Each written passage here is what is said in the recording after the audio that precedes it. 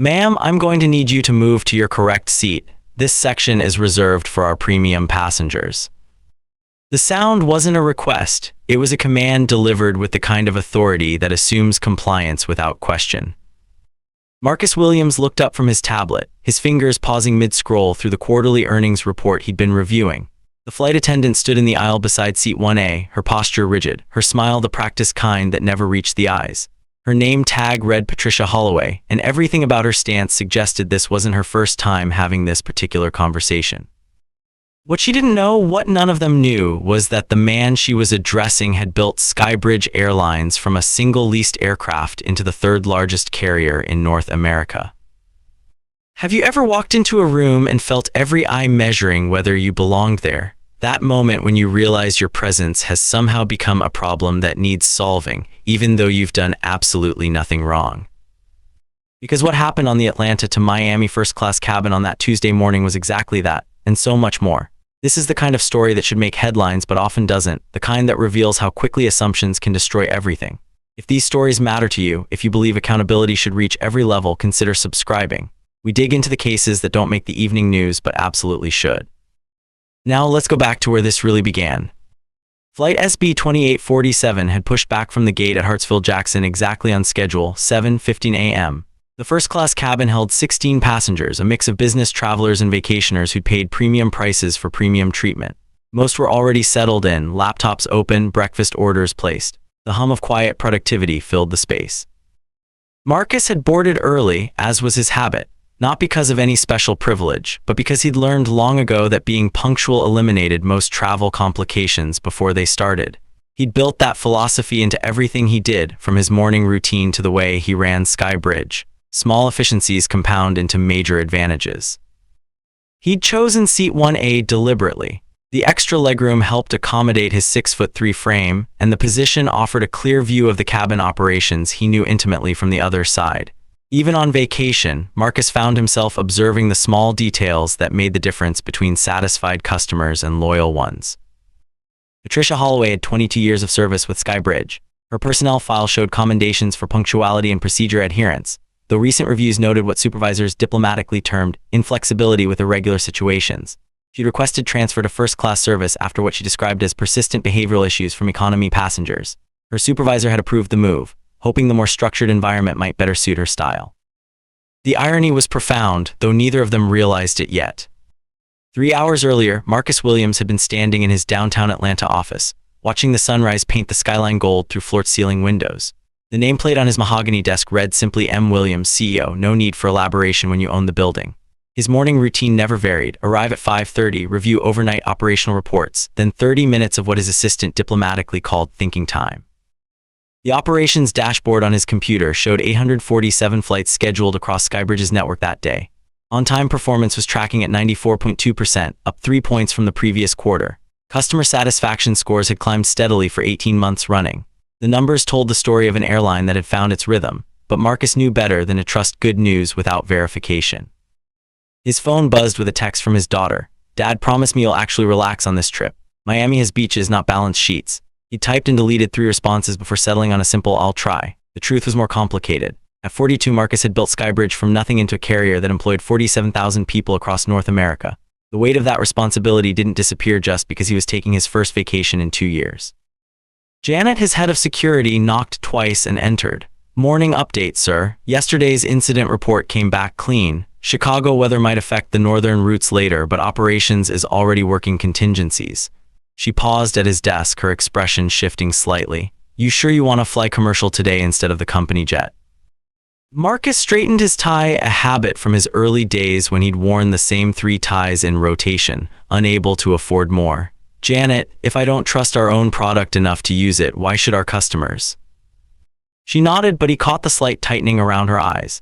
Janet had worked airline security for 23 years. She'd seen things that made her cautious about putting executives in situations they couldn't control. But Marcus had insisted on this approach since day one. Skybridge's leadership flew Skybridge, sat in the same seats as paying customers, experienced the same service they were selling. The leather briefcase by his desk contained nothing but a novel and his laptop, a deliberate choice. He'd learned to travel light during the lean years, when Skybridge operated 3 aircraft and he'd personally handled everything from customer complaints to pilot scheduling.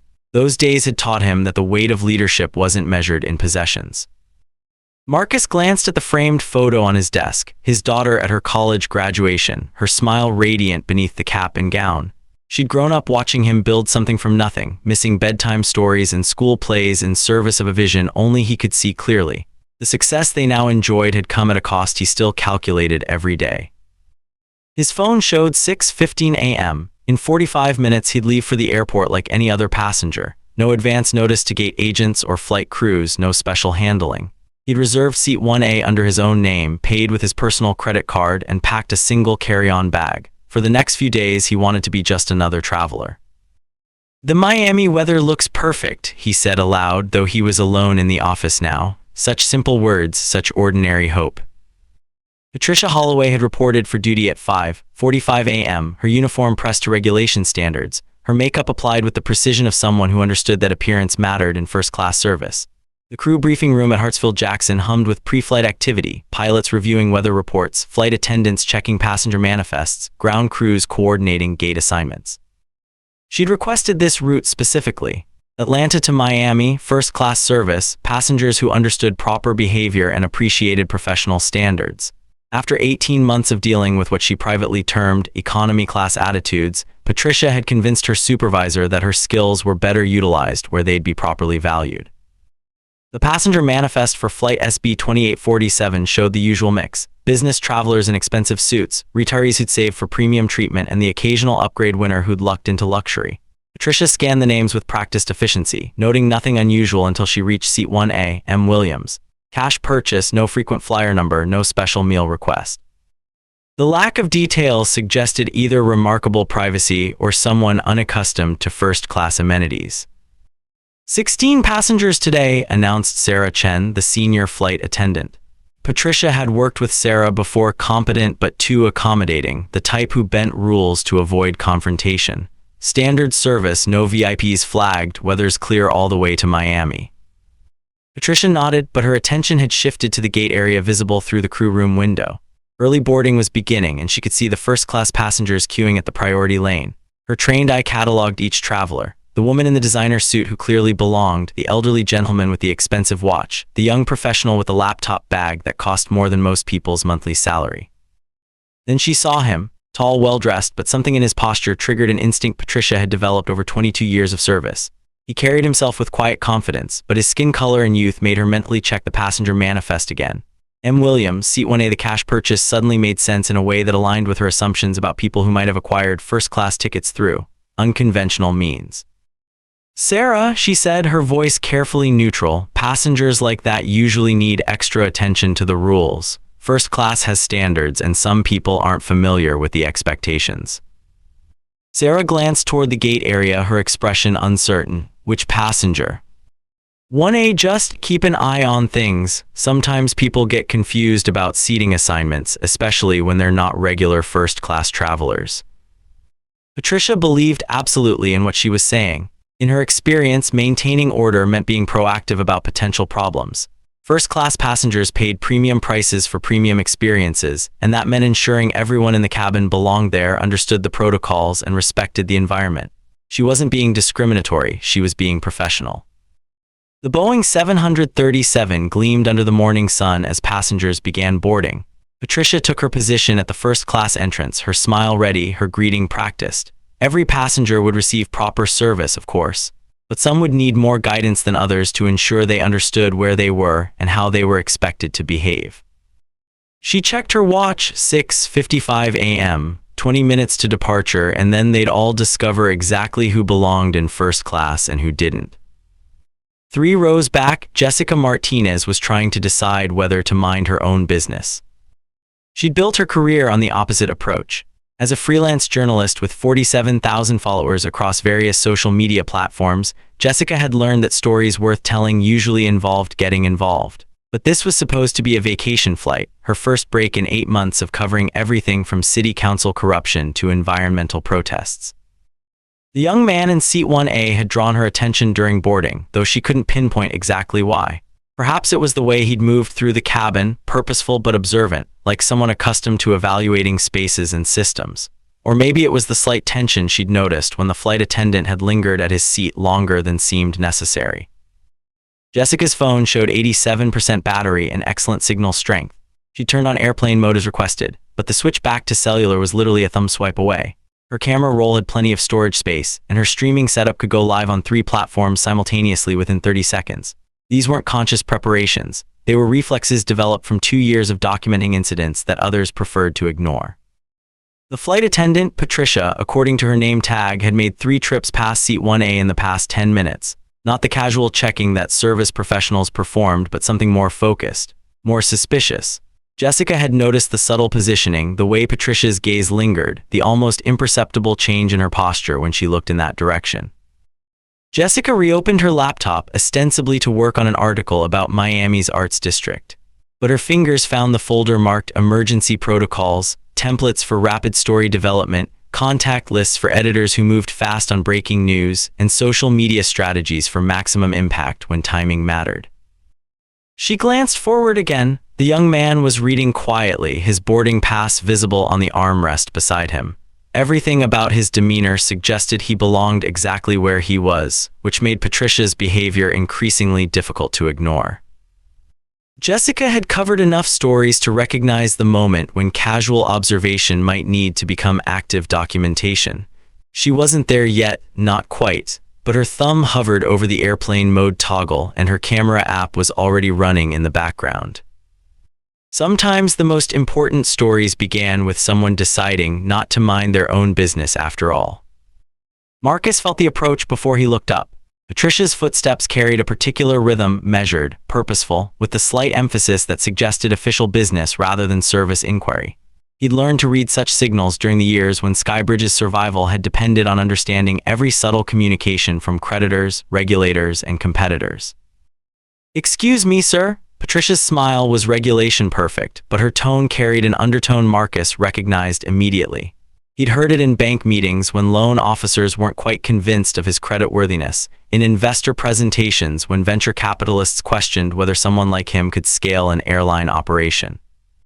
Marcus looked up from the quarterly operations report he'd been reviewing, Skybridge's own document, though Patricia couldn't know that. "Yes. I need to verify your boarding pass." She extended her hand with the expectation of compliance, the gesture carrying decades of authority that had rarely been questioned. "I already showed it during boarding." Marcus's voice remained level, neither defensive nor accommodating. He'd learned long ago that emotional responses to such requests only escalated situations that might otherwise resolve quietly. "I understand, sir, but there seems to be some confusion about seat assignments today. If you could just show me your boarding pass and identification, we can clear this up quickly." Around them, other first-class passengers had begun to notice. The businessman in 2C glanced up from his laptop. The elderly woman in 1B shifted in her seat to observe. These moments always drew attention, not because of what was said, but because of what everyone could sense beneath the words.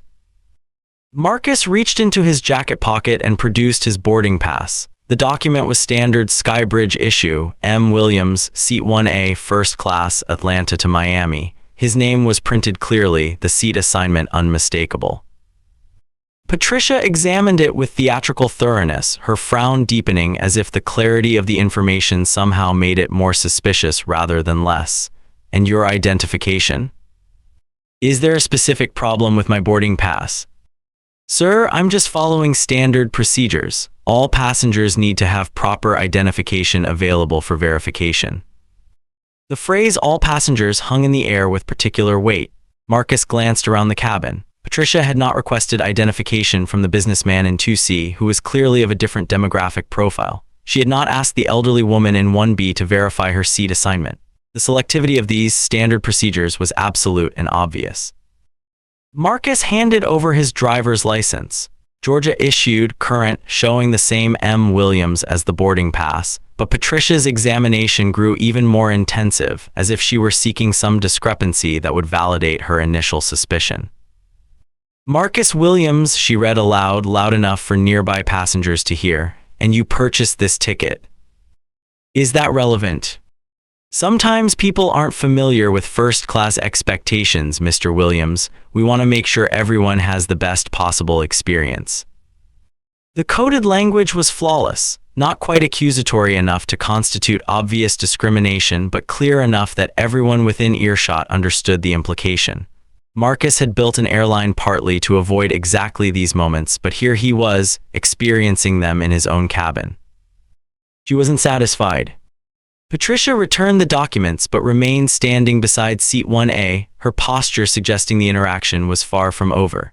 She caught the eye of Tom Bradley, the other flight attendant working first class that morning, and motioned him forward with a subtle gesture that passengers might interpret as normal crew coordination. Tom had worked with Patricia before. He found her rigid and sometimes unnecessarily confrontational, but he also understood that challenging a senior colleague in front of passengers was career suicide. When Patricia suggested that situations required backup, the safest response was compliance, even when the situation looked perfectly ordinary. "Tom," Patricia said quietly, but not quietly enough to prevent nearby passengers from overhearing, "we may have a seating issue in 1A. Can you double-check the manifest?" Marcus remained motionless, his hands folded in his lap, his expression neutral. But Jessica Martinez, 3 rows back, had heard enough to reach her decision. Her thumb moved across her phone screen, disabling airplane mode and opening her camera application. She wasn't recording yet, but she was ready. Tom pulled out his tablet and scrolled through the passenger list. Marcus Williams, seat 1A, purchased yesterday morning with a credit card ending in 4722. He looked up, confused. "Everything matches, Patricia. Is there a problem?" "Sometimes the system doesn't catch irregularities immediately," Patricia replied, her voice carrying the authority of experience. "We need to be thorough." The word irregularities drew sharp attention from passengers throughout the first-class cabin. In airline terminology, irregularities meant problems that required resolution. But Marcus Williams was sitting quietly in his assigned seat, properly ticketed with valid identification. The only irregularity visible was Patricia's extraordinary interest in a passenger who appeared completely ordinary, except for characteristics that shouldn't have mattered at all. Tom glanced between Patricia and Marcus, clearly uncomfortable. "What would you like me to do?" "I think we should verify with the captain that all passengers are properly situated before departure." The captain: "It's a safety issue, Tom. We have protocols for situations that don't seem right." Marcus felt the familiar weight of institutional machinery grinding into motion around him.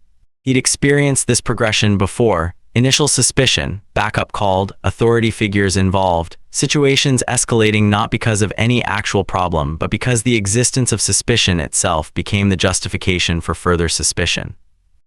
3 rows back, Jessica Martinez made her choice. Her finger tapped the record button and her phone began capturing everything. Her follower count wouldn't know it yet, but they were about to witness something extraordinary. He checked his watch, not to see the time. The captain's voice echoed through the cabin with practiced authority: "Flight attendants, prepare for departure." But departure was still 8 minutes away, and in seat 1A, Marcus Williams had just sent a text message that would change everything. The message was simple: "Janet, situation developing on SB 2847. Monitor gate communications." His head of security would understand immediately. Janet Martinez had been coordinating executive protection for Skybridge long enough to know that when Marcus used the word situation, it meant potential crisis management. Patricia had disappeared toward the front of the aircraft, presumably to speak with Captain Reynolds. Tom Bradley remained nearby, his discomfort increasingly visible as he realized he'd become part of something that felt wrong but had gained too much momentum to stop easily. "Sir," Tom said quietly, "I want you to know that I don't see any problem with your ticket or documentation." Marcus nodded slightly. "I appreciate that." Patricia sometimes gets focused on procedures. She means well. The phrase "means well" carried its own weight. Tom was trying to provide context without explicitly criticizing a colleague, but his discomfort was obvious. He'd worked enough flights to recognize the difference between legitimate security concerns and something else entirely. Jessica Martinez had been recording for 90 seconds, initially capturing her own whispered narration. "Something's happening on my flight to Miami. Flight attendant seems focused on a passenger who appears to be doing absolutely nothing wrong. Stay tuned." Her viewer count was climbing, 47 viewers, then 83, then 156. Comments were beginning to appear. What's happening? Are you safe? This looks like discrimination. In the cockpit, Captain Reynolds was listening to Patricia's explanation with the patience of someone who'd handled thousands of passenger situations over a 20-year career. But something about her description wasn't aligning with standard protocols. You're saying the passenger has proper identification and a valid boarding pass. Yes, but Captain, sometimes people obtain tickets through methods that aren't immediately obvious. He paid cash, no frequent flyer number, and he seems unfamiliar with first-class standards. Captain Reynolds had worked with Patricia long enough to understand her tendencies. She was thorough to the point of inflexibility, and she sometimes saw problems where others saw nothing unusual. But airline regulations were clear. Passengers with proper documentation and valid tickets were entitled to their seats unless they posed genuine safety risks. Is he being disruptive? No, but threatening other passengers? Not exactly, but his presence seems to be making some passengers uncomfortable. Captain Reynolds paused. In 20 years of commercial aviation, he'd learned to distinguish between legitimate safety concerns and personal biases masquerading as professional judgment. Patricia's description contained no actual safety issues, just vague discomfort that seemed to center on characteristics that had nothing to do with aviation security.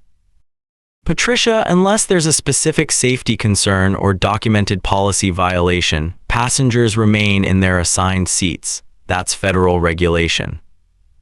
I think we should at least verify his story more thoroughly.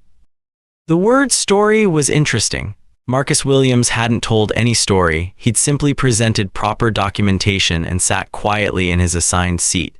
The assumption that his presence required a story to justify it revealed more about Patricia's mindset than about any actual problem. Back in the cabin, Jessica's livestream was gaining momentum. Her viewer count had jumped to 847 and comments were flowing rapidly.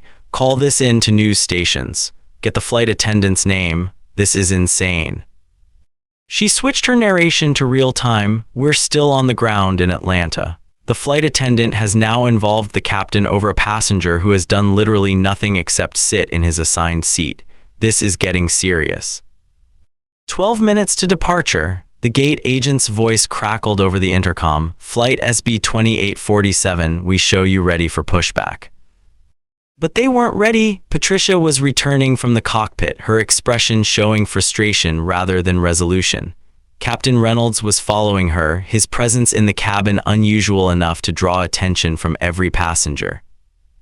Marcus remained seated, his posture unchanged, but his eyes tracked the captain's movement with the attention of someone who understood aviation hierarchies intimately.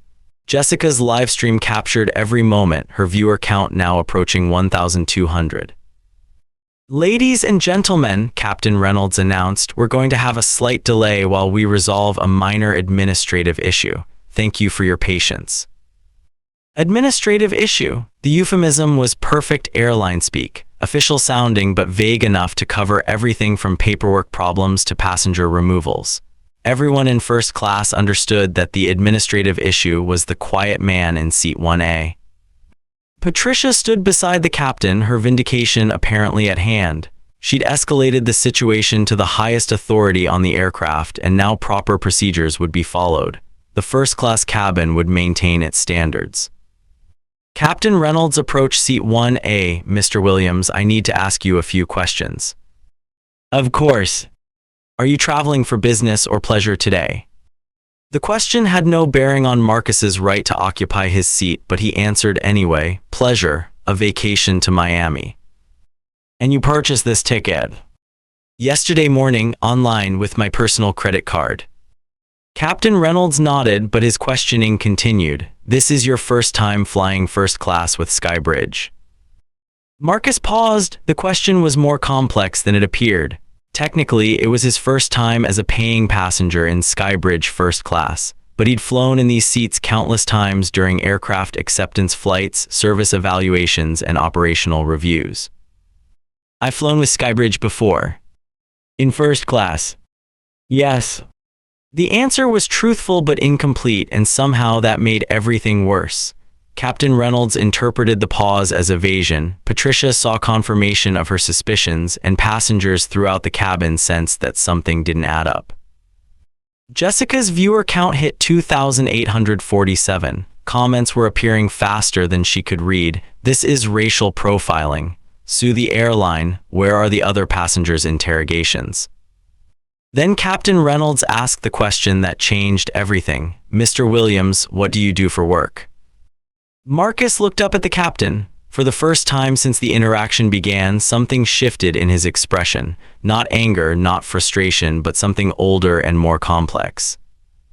I work in aviation, he said simply. 9 minutes to departure. Patricia smiled for the first time since the interaction began. The ground was shifting. Captain Reynolds felt the change before he understood it. 20 years of commercial aviation had taught him to read passengers, crews, and situations with the instinctive accuracy that kept flights safe and on schedule. But something in Marcus Williams' response to that last question had shifted the entire dynamic in ways that made no immediate sense. Aviation, Captain Reynolds repeated. In what capacity? Management.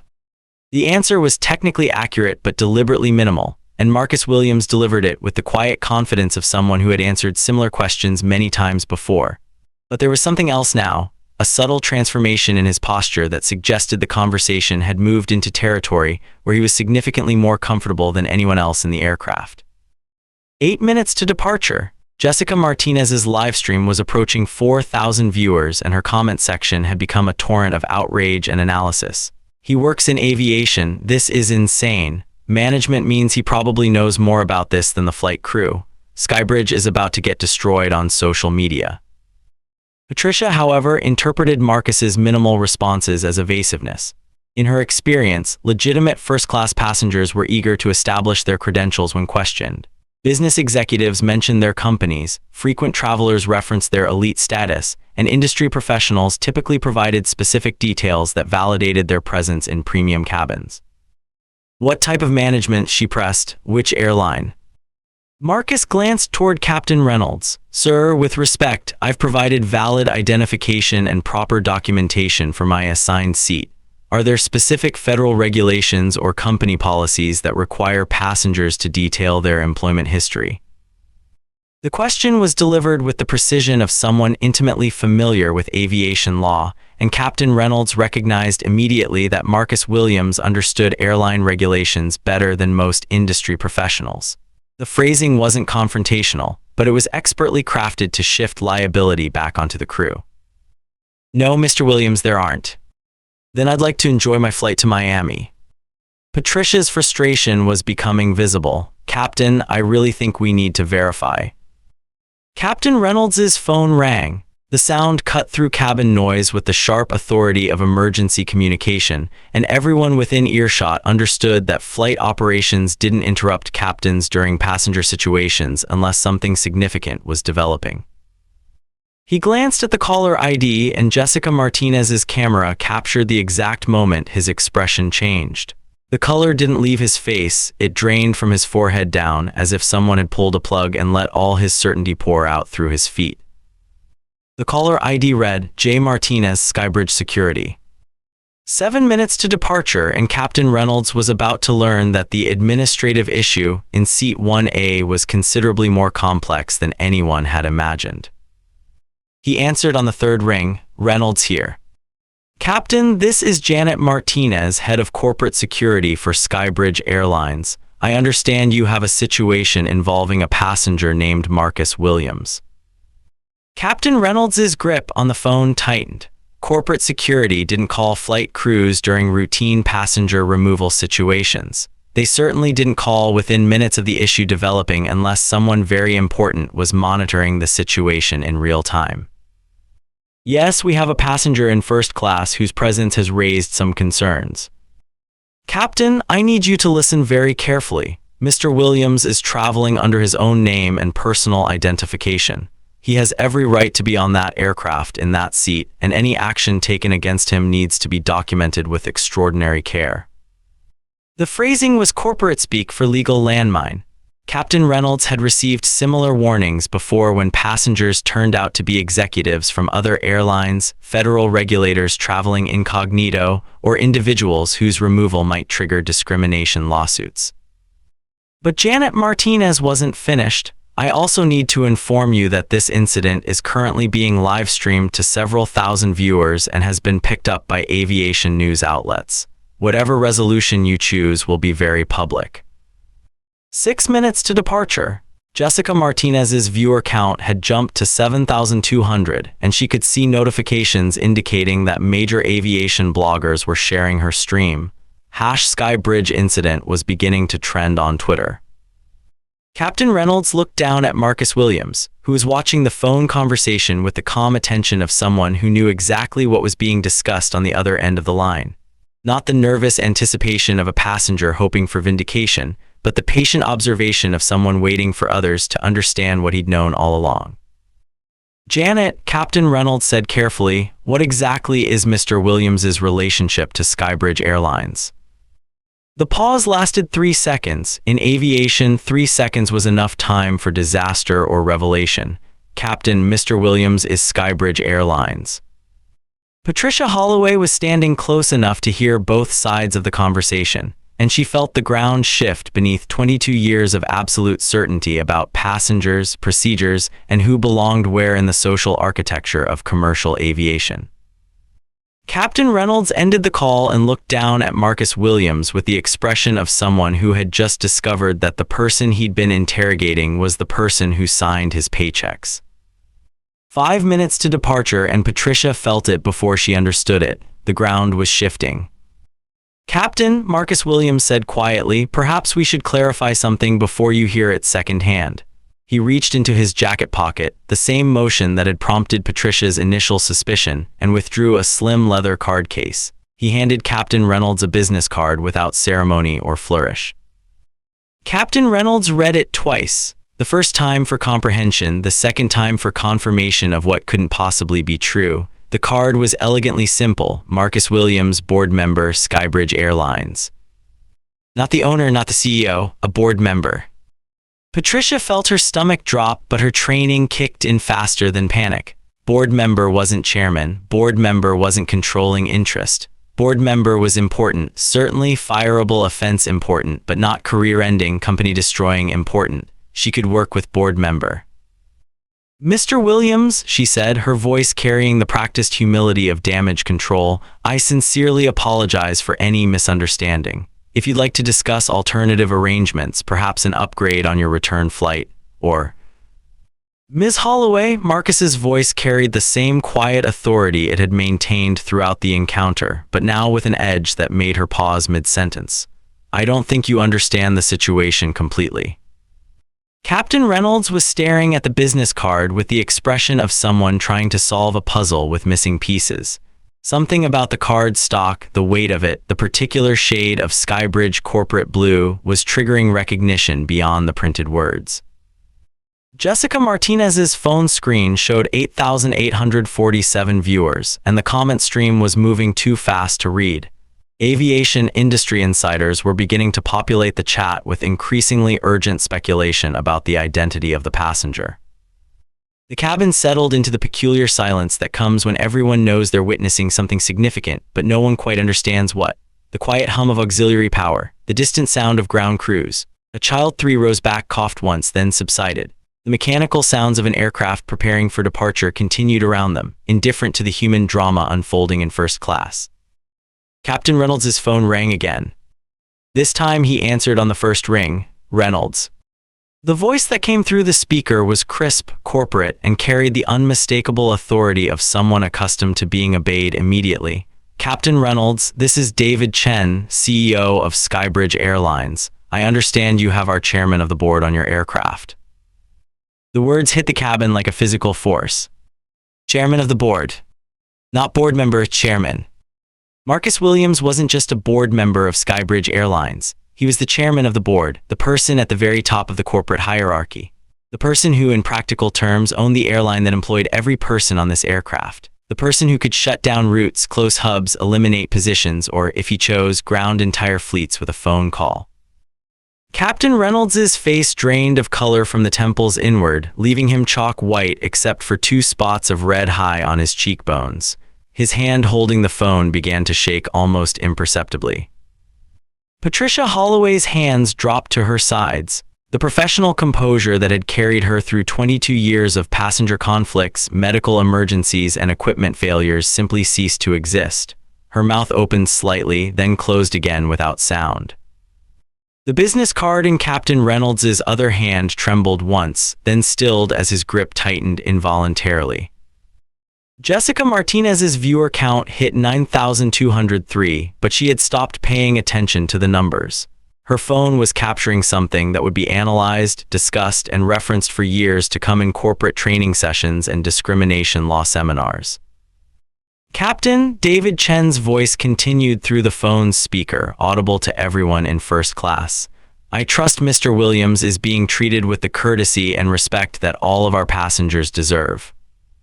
Marcus Williams sat motionless in seat 1A, watching Patricia Holloway with the patient attention of someone who had been waiting for this exact moment of understanding. Not satisfaction, not vindication, just the weary recognition of a pattern playing out once again. And that's when Patricia Holloway finally understood, not just what she had done, what she had done too. The silence that followed lasted 11 seconds. Patricia didn't attempt to speak. Her throat felt as though it had forgotten how to form words.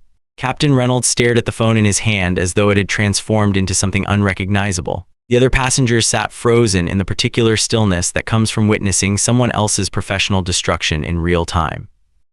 Marcus Williams was the first to break the silence. David, he said, his voice carrying easily to the phone in Captain Reynolds's hand, I think there's been a learning opportunity here today. Sir, Captain Reynolds managed, his voice barely audible. We. Captain, Marcus interrupted gently, why don't you prepare for departure? Miss Holloway and I can continue this conversation once we're airborne. But Patricia Holloway knew with absolute certainty that she would not be having any conversation once they were airborne. She would not be serving drinks or meals or demonstrating safety equipment. She would not, in all probability, be employed by Skybridge Airlines once they landed. The man in seat 1C, who had nodded approvingly when Patricia first approached Marcus Williams, was now studying his phone screen with intense concentration, as though the most important email of his life had just arrived.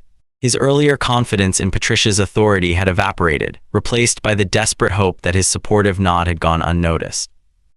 The woman in seat 2B, who had whispered, finally, someone with standards during the initial confrontation, gripped her purse handle so tightly her knuckles went white. She pressed herself deeper into her seat, trying to become invisible, trying to distance herself from the approval she had shown for Patricia's actions. This was the cruelest revelation of all, that Patricia had not acted alone. She had felt supported, validated by the subtle nods and whispered approvals of passengers who shared her assumptions about who belonged where. But those passengers were now fleeing from any association with her actions, leaving her to face the consequences alone. For Marcus Williams, this moment didn't feel like victory. It felt like exhaustion. How many times had he sat in boardrooms, restaurants, first-class cabins, hotel lobbies, and been forced to prove his right to occupy space that his position, his achievements, his simple humanity should have guaranteed him? How many times had he remained calm while others decided whether he belonged? This wasn't his first time being questioned in seat 1A, it wouldn't be his last. The only difference was that this time it was being live-streamed, and this time there would be consequences. This wasn't victory, this was just another Tuesday. The numbers began accumulating while Flight 447 was still taxiing to the runway. By the time they reached cruising altitude, Skybridge Airline stock price had dropped 4.5%, wiping out $847 million in market capitalization. $847 million, enough to buy every employee in that cabin a house. Gone in 45 minutes. Jessica Martinez's livestream peaked at 12,437 concurrent viewers before she ended the broadcast as the plane prepared for takeoff.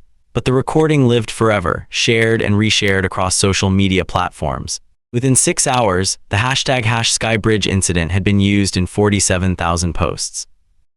The airline's customer service department received 2,893 discrimination complaints in the first 24 hours after the video went viral. Not complaints about the incident itself, but complaints from passengers who had experienced similar treatment on Skybridge flights and had previously remained silent. The incident had given them permission to speak. Patricia Holloway was terminated before the aircraft touched down at its destination. The termination paperwork was processed while she was still at 37,000 feet, supervised by passengers who would never know that her career was ending somewhere over the Midwest. Her final paycheck would include 2 hours of flight time and 22 years of accumulated vacation pay. The legal settlement that followed would cost Skybridge Airlines $4.7 million, not for the incident itself, but for the pattern of discrimination that the investigation revealed, a pattern that Marcus Williams had been documenting quietly for 3 years, waiting for the right moment to address it comprehensively. $4.7 million, enough to fund diversity training for every Skybridge employee for the next decade. Instead, it represented the cost of allowing assumptions to masquerade as policy. Jessica Martinez's viewer count would eventually stabilize at 47,000 subscribers, transforming her travel blog into something approaching a media empire. But she would always remember that her success was built on someone else's humiliation, and the weight of that knowledge would influence every video she made afterward. The crisis management firm that Skybridge hired charged them $123,000 to craft a public apology that began with the words, "Skybridge Airlines is committed to providing exceptional service to all passengers," and ended with, "We are implementing comprehensive changes to ensure this never happens again." The comprehensive changes were announced at an emergency board meeting 48 hours after the incident. Marcus Williams sat at the head of the conference table in Skybridge's executive boardroom, 27 floors above downtown Chicago, and listened to CEO David Chen outline new policies that should have been implemented decades earlier. The boardroom smelled like expensive coffee and nervous perspiration. Every member of the senior leadership team was present, either in person or by video conference. The general counsel had prepared a 40-page presentation on discrimination liability. The head of human resources had brought charts showing complaint patterns across the airline's route network. Effective immediately, David Chen announced, all passenger-facing employees will be equipped with body cameras during interactions involving passenger removal or seating disputes. All such footage will be reviewed by a third-party auditing firm. Any employee found to have engaged in discriminatory behavior will face immediate termination, regardless of seniority or previous performance reviews. The policy represented a fundamental shift in how the airline approached passenger relations. For decades, flight attendants had operated with near-absolute authority over passenger disputes, backed by federal regulations that made interfering with crew members a criminal offense. The new policy acknowledged that authority could be abused, and that abuse would no longer be protected by institutional power. Within 72 hours of Skybridge's announcement, 3 competing airlines issued statements outlining their own anti-discrimination policies. American Airlines announced mandatory bias training for all employees. Delta instituted new review procedures for passenger removal incidents. United hired a chief diversity officer and mandated quarterly sensitivity training for management. The industry had been forced to confront what it had spent decades ignoring, that the power to remove passengers from aircraft was being wielded inequitably, and that inequity was finally visible to the traveling public. Marcus Williams was invited to speak at the International Air Transport Association's annual conference 6 months later. He declined.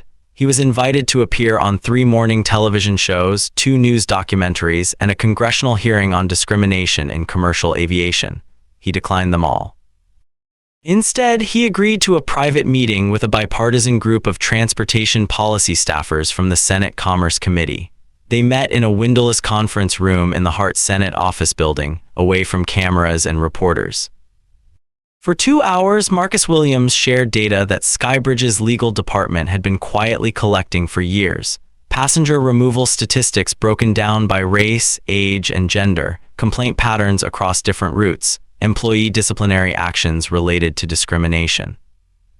The data told a story that everyone in aviation knew but no one had been willing to quantify, that certain passengers were far more likely to have their presence questioned, their tickets scrutinized, their right to occupy space challenged. 6 months after the incident, Jessica Martinez was boarding a red-eye flight from Los Angeles to New York when she recognized the gate agent checking boarding passes. It was Patricia Holloway, working for a regional carrier at a significantly reduced salary. Their eyes met for a fraction of a second before Patricia looked down at her scanner, professional and polite and careful in a way that suggested she had learned to make herself invisible. Jessica kept her phone in her bag. Some stories she had learned were more powerful when they ended quietly. She still flew Skybridge regularly. The service had improved markedly since the incident, with a level of attentiveness to passenger concerns that felt genuine rather than performative. But Jessica never flew without ensuring her phone was fully charged and her livestream app was easily accessible. Just in case. Flight attendants across the industry began treating passenger disputes differently after the Skybridge incident, not necessarily with more courtesy, but with more caution. The knowledge that any interaction could be recorded and shared with thousands of viewers had shifted the balance of power in aircraft cabins. Passengers who might once have been quietly removed without explanation were now more likely to be approached with documentation, witnesses, and careful attention to procedural fairness. The change wasn't universal and it wasn't perfect, but it was measurable. Marcus Williams continued to fly first class on Skybridge flights, usually in seat 1A when available. He preferred the window seat where he could work undisturbed during the flight. His presence was no longer questioned, but that had less to do with recognition than with the airline's new protocols for passenger interactions. He received letters from passengers who had experienced similar treatment on various airlines, hundreds of them forwarded through Skybridge's corporate offices. He read every one but responded to none. The letters told stories of assumptions, challenges, and small humiliations that accumulated over time into something larger and more destructive than any single incident. The lawsuit settlement included provisions for ongoing monitoring of Skybridge's passenger service practices by an independent civil rights organization. The monitoring would continue for 5 years, with quarterly reports on complaint patterns, employee training, and disciplinary actions.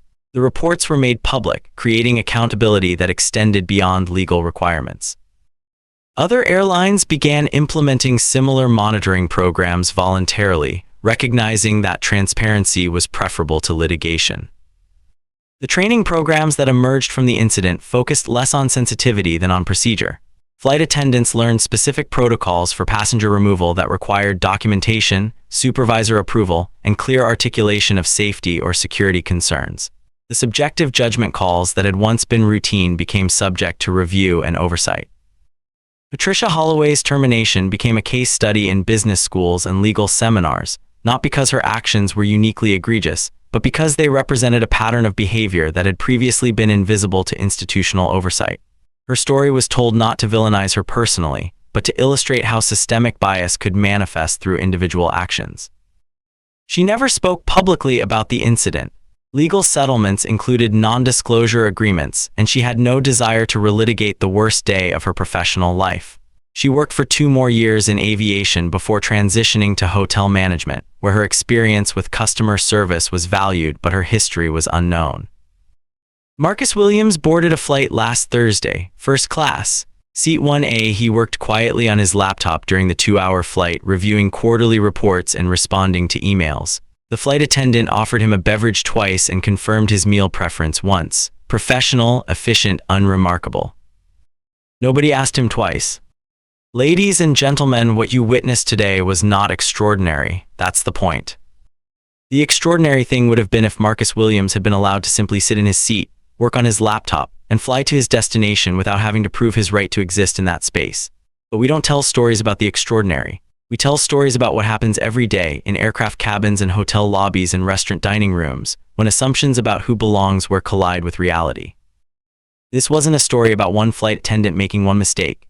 It was a story about the system of assumptions that made her feel confident in her actions, supported by passengers who nodded their approval, validated by procedures that gave her authority without accountability. Patricia Holloway didn't act alone. She acted within a structure that had taught her to see certain passengers as requiring additional scrutiny, additional proof, additional justification for their presence. The passengers who nodded their approval when Patricia first approached Marcus Williams weren't evil people. They were people operating within the same system of assumptions, the same unconscious biases about who belongs in first class and who doesn't. When the truth was revealed, they retreated not because they were cowards, but because they recognized their complicity in something they hadn't intended to support. Which raises the question that every viewer should be asking themselves right now. What would you have done? Not as Patricia Holloway making assumptions about who belonged where, but as the passenger in seat 1C watching someone's right to exist being questioned. As the woman in seat 2B witnessing an interaction that felt wrong but seemed to have institutional support. As any of the other passengers who sat silent while someone was humiliated in front of them. The difference between Jessica Martinez and everyone else on that aircraft wasn't courage. It was the decision to stop waiting for someone else to act first, She didn't intervene directly in the confrontation. She didn't argue with Patricia Holloway or defend Marcus Williams verbally. She simply turned on her camera and bore witness, creating a record that made accountability possible. That's what quiet power looks like. Not dramatic confrontation or righteous anger, but the simple decision to ensure that what happened would be seen, remembered, and evaluated by people beyond those who were present in the moment. 1 year later, the changes that emerged from that 40-minute incident had rippled through the entire commercial aviation industry. Not just policy changes, but cultural shifts in how passenger disputes were handled, how employee authority was exercised, and how institutional power was held accountable to the people it was meant to serve.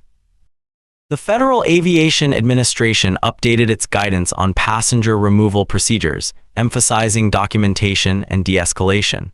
3 major airlines restructured their customer service training programs. The Association of Flight Attendants revised their professional standards to include explicit anti-discrimination language.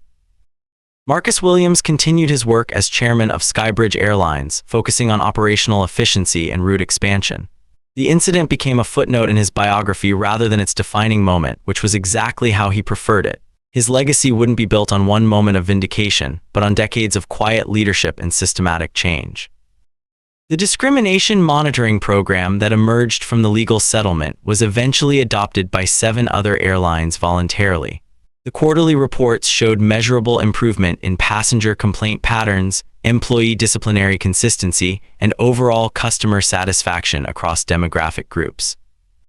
Jessica Martinez used her platform to highlight other instances of travel discrimination, but always with the same understated approach that had made her original live stream so powerful. She didn't sensationalize or dramatize. She simply documented, letting the facts speak for themselves. Patricia Holloway eventually found success in hotel management, where her attention to detail and customer service experience served her well. She never returned to aviation, but she incorporated lessons from her experience into training programs for hospitality staff, helping others avoid the mistakes that had ended her first career. Marcus Williams boarded a flight last Thursday, first class. Nobody asked him twice. Have you ever witnessed something like this and wished you'd said something? Not just on an airplane, but anywhere. A restaurant, a retail store, a workplace meeting where someone's right to belong was questioned based on assumptions rather than facts. The feeling of wanting to intervene but not knowing how or hoping someone else would speak first. Tell me about it in the comments. These conversations matter more than we realize. If you believe that the stories that make the most difference are the ones nobody's talking about, if you think that quiet power is more effective than loud outrage, if you understand that real change happens through documentation and accountability rather than viral moments and social media drama, then this channel is for you. We tell the stories about ordinary moments that reveal extraordinary truths about how power works, who gets protected, and what happens when assumptions meet reality. Tag someone who needs to see this, not to make them angry or to fuel outrage, but to remind them what quiet power looks like. To show them that witnessing injustice isn't enough, recording it, sharing it, and holding systems accountable for it is what creates change. The person you tag might be the Jessica Martinez in someone else's story. They might be the one who decides to stop waiting for someone else to act first.